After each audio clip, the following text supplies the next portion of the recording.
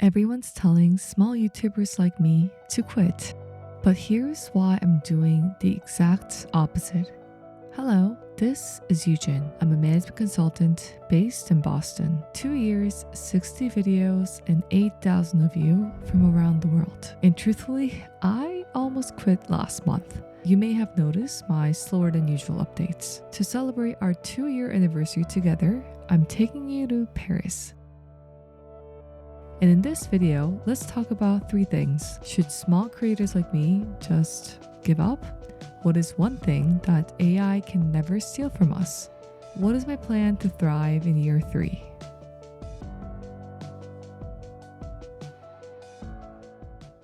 Last month in May, Google released Veo 3. You can literally generate any 8-second high-quality video from a prompt now. I watched all 14 Google DeepMind videos on YouTube and was shocked. Meanwhile, it took me 16 hours to edit one of my first few videos. So at this point, is a time investment worth it anymore? How do I stand a chance against something that looks this perfect? But here's what I'm reminded of when the thought of just giving up crossed my mind. If I think about all the late nights I pulled last year, they were all because of me trying to create content and publish them every week.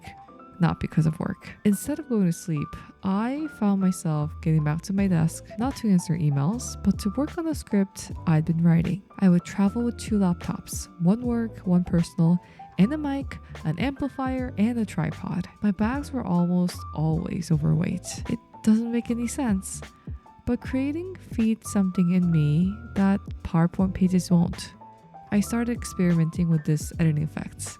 I call it the Jesus effect, where text leaves my mouth and just fades away. And my consulting brain was screaming, this is not efficient. Definitely not a value add. But I couldn't stop because it was really fun. Whether my videos get 1,000 views on a good day or just above 100, I realize I have another purpose now. Creating isn't just what I do.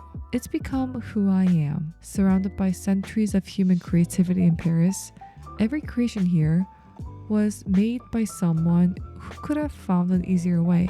They could have copied existing styles, used shortcuts, followed a tried and true formula to sell their work. But they didn't. They made something because creating is fundamentally human. The question isn't whether we can compete with AI on efficiency. It's whether we're willing to embrace what makes us actually human. And after 2 years of this journey, my answer is yes. So, one hot take. I can actually spot words that are copy-pasted from ChatGPT. Earlier this year, a team member sent me something for review, and I had a feeling this was AI generated. I was right. There's actually a study showing how ChatGPT overuses the word delve. Once you know what to look for, it's kind of everywhere. But here's the deeper issue. AI content feels, for the lack of a better word, stiff and empty. It's technically correct, sometimes even impressive, but it's missing something. AI can tell you to stay consistent or don't give up, but it can't share the 3 a.m. doubts, the excitement of hitting publish, or that sour sting of a video flopping after weeks of work. This is where our unfair advantage comes in. When I make a video about career anxiety, I'm drawing from that moment I cried at the bathroom at work for the first time. Yeah, it happened once. When I talk about work-life balance, I'm thinking about carrying my laptop to my birthday dinner for those #please fix moments because of a project deadline. Yes, this is also a true story. AI processes millions of data points about these topics, but I actually live them. I know what it's like. In years of emotional intelligence, personal failures and victories, those are what AI can never steal from us. It can mimic our patterns, yeah, but it can't tell our story. And in a world flooding with AI-generated content, our authentic human stories will become even more valuable, not less. Like these paintings behind me, they're priceless precisely because a human created them. So here's my plan for year 3 and why I think this will be a turning point for creators like us. First, I'm going to graduate from what I call the AI anxiety loop. When I had sleepless nights because of thoughts running in my head, I played around with ChatGPT, then Claude, then perplexity, constantly second guessing myself. I became almost scared to trust my own thinking on even basic decisions. And just to give you an example of what I mean by the basic decision, I was thinking about, do I want to take a flight, a train, or a bus from Boston to New York? But I wanted to run all the different scenarios, the pros and cons, and a cost analysis based on my needs using ChatGPT. Not really worth my 10 minutes. So now I will go back to the basics. When I have a question or thought, I let it sit with me.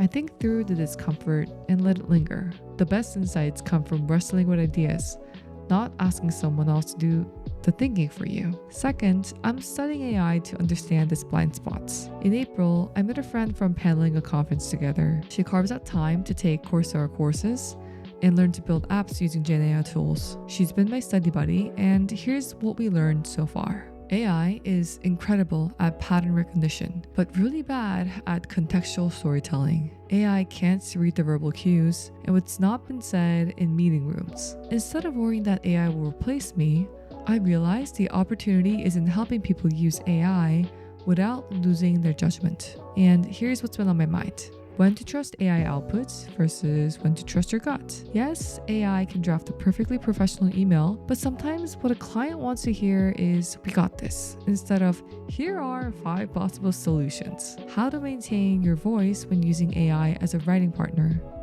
I avoid using copy-paste. I always retype everything in my own words to make sure the core message and the nuances are all uniquely mine. While everyone else is either resisting AI or blindly adopting it, we're going to master the middle ground. We'll use it as a tool while staying irreplaceably human. Treat it like a smart intern with a PhD. Something you can try this week is, before you hit send on any important email, ask yourself, does this sound like something I would say out loud? If not, rewrite just the first and the last sentences in your own voice, because that's where people connect with you, the beginning and the end. So back to the 3 questions. Should small creators give up?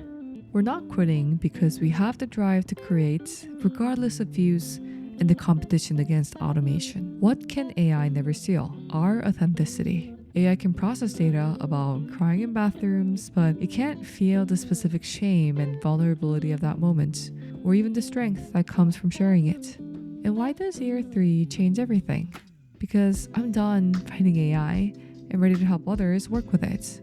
So thank you very much for sticking around for our 2nd year anniversary, and remember to come back to my next video topic on Let's go, it's time to be the GOAT. It's time to enter God mode, man, let's get it going. I wanna be the greatest, energy is overflowing. I know I'm stoking the fire, my desire's taking over.